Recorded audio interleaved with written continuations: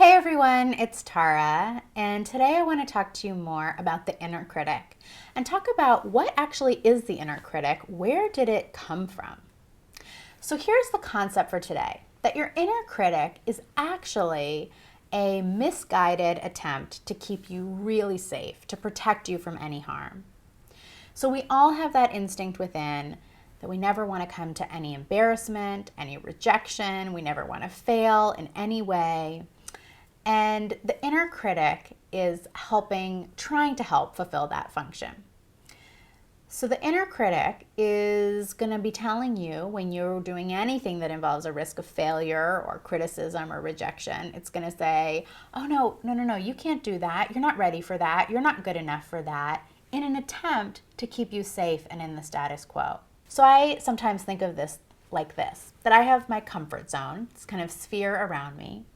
And if I'm staying well within my comfort zone and I'm not doing anything new and I'm not really stretching myself, I'm not really taking any kind of risks, then the guard at the edge of the comfort zone can go to sleep. My inner critic is going to go to sleep and I'm not going to hear from it as much. But if I approach the edge of my comfort zone, if I start sharing my voice in a more honest or vulnerable way, if I start stretching into a bigger dream for my life or my career, then that guard at the edge of the comfort zone is going to wake up and try and do everything he can to keep me back inside.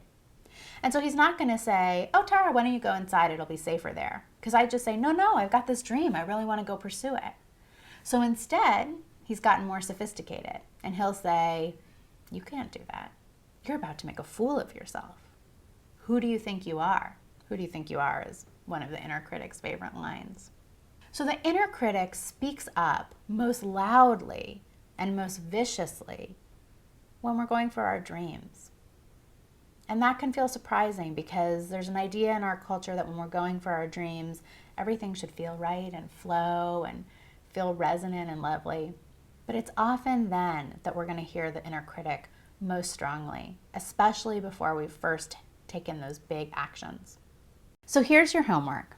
This week, pay special attention to how your critic is really just trying to keep you safe, and see if you can notice how it's speaking up when it's worried you might come to some kind of harm. And then practice saying back to your critic in a very loving and compassionate way, thanks so much for your concern. I know you're just trying to protect me, but I've got this one covered.